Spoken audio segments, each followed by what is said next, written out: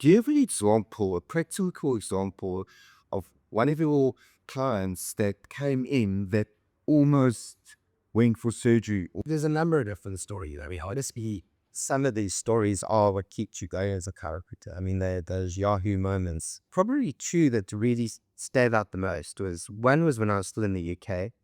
A lady in her early 50s was brought in to see me in a wheelchair.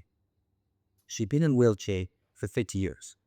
Um, as a 20-year-old, she slipped and fell, and she injured her back, and she had horrible symptoms down her legs.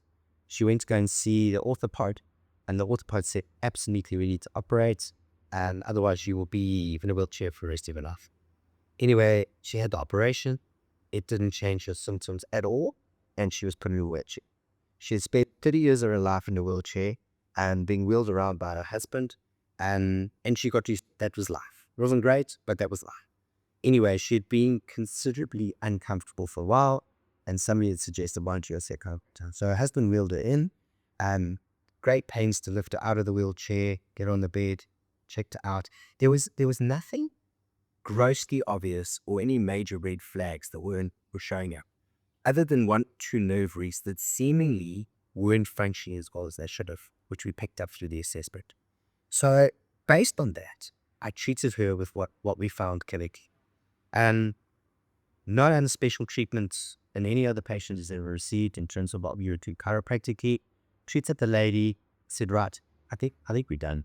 So she then sat up, got off the bed, and walked towards the wheelchair, and didn't really think at the time too much about it. Her husband didn't really think too much about it. As she got to her wheelchair to sit down, she realized what she had just done. And her husband's jaw dropped. I think my jaw must have bounced off the floor, and she just welled up with tears. Now, the chances are that breakdown in the function of those nerves happened when she fell when she was 22. And just like if you were to pinch a hose pipe and the water doesn't come out as effectively or as initially, that's essentially what was happening to these nerves for 30 years.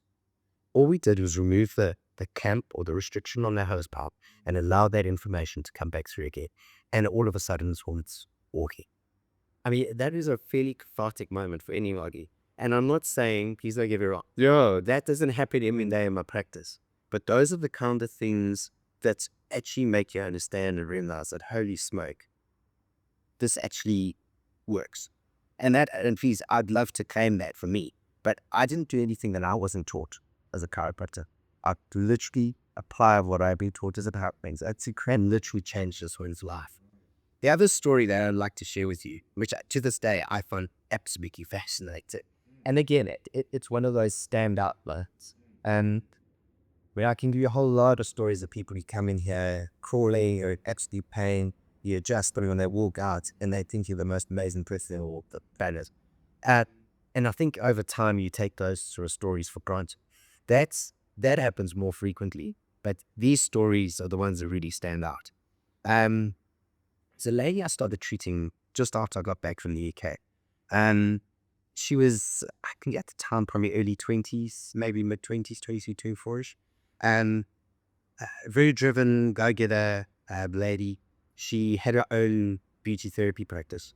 And obviously with beauty therapy, was in awkward positions for long periods of time, all through the day. She was working all the hours that God sent. And inevitably ended up with back pain. So she came to me for this lower back pain, treated her, responded beautifully well within a trickle or two, and she just back. Wouldn't see her for months on it. She'd come back, same sort of story, and treat her once or twice, just go or see her again. And again, came back to you 4 months later. This time was a little bit more than previous times. Similar presentation. She did her again, needed a third treatment, and then she goes, well, she would. But 3 months later, she comes back. Same sort of presentation, again a little bit worse, but okay. Treated her again, this time needed a fourth treatment to get her right. Off she went. Came back 2 months later. Now I'm like, Diggy, I don't like this guy one. You shouldn't be dropping off. Other than the fact that maybe we should be continuing this treatment a little bit more consistently and not allowing you to get into this trouble. because obviously work, load, positions, whatever, it's causing me to get into trouble. But that shouldn't be the case. You should be able to maintain what you're doing for long periods of time. There was definitely this underlying disc kind of presentation was coming in. It wasn't big red flag stuff, but each time she was coming in, there was more of a disky involvement coming into the presentation. So I said to her, listen, we really do need to be a bit more consistent in our treatment going forward. Otherwise, this pattern that we develop is not looking great. Absolutely, she's on board. Cool. Treated her. This time probably needed a 5th or 6th treatment to get her going. I said to her, listen, I'm not happy. We should maybe start to look at either send you for an MRI or at least send you off to the neurosurgeon for another opinion. Absolutely. I haven't got time for that. I'm in busy practice. Cool. Off she went. 6 weeks later, she was back. I said to her, okay, I don't like this.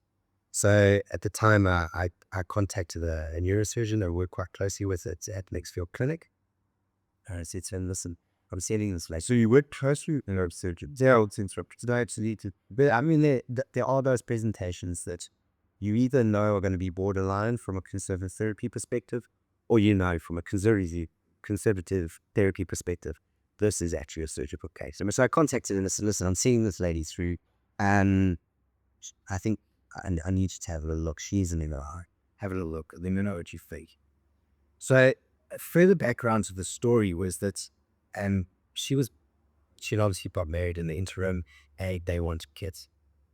So every time they felt pregnant, she would get a certain way down the line and then she would miscarry and try everything. Gynae was obviously quite concerned because there'd been 3 or 4 incidents where she had miscarried and she just wasn't able to hold on to the embryo. And it got to the point where the gynae actually said to her, listen, you're out.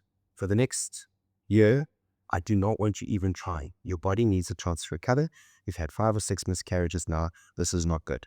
We need to give your system a chance to sit down, and then we'll review. Maybe we need to do IVF. Maybe we need to look at other things, but you actually need to give your body half a chance. So you are not a full pregnant.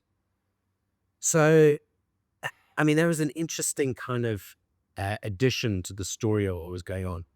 Anyway, send her off to the neurosurgeon at Leesfield, and he checks her out, sends you straight away for an MR.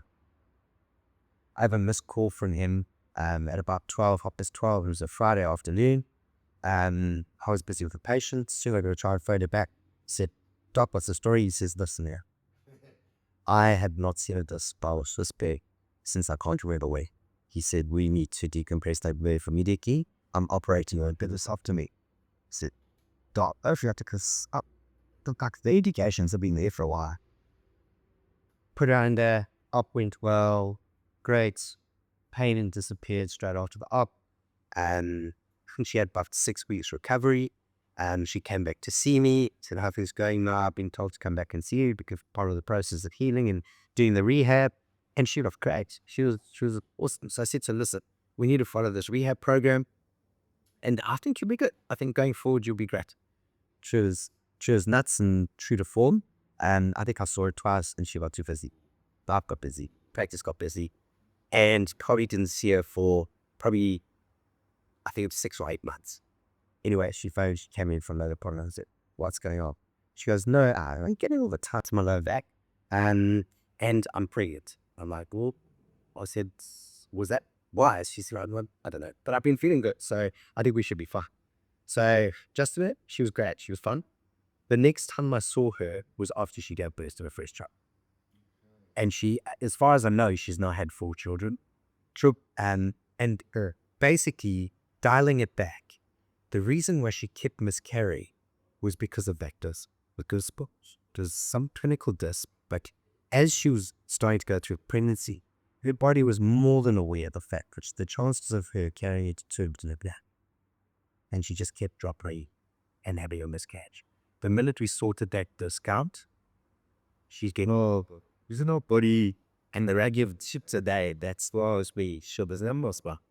And an amazing story. And I love this story.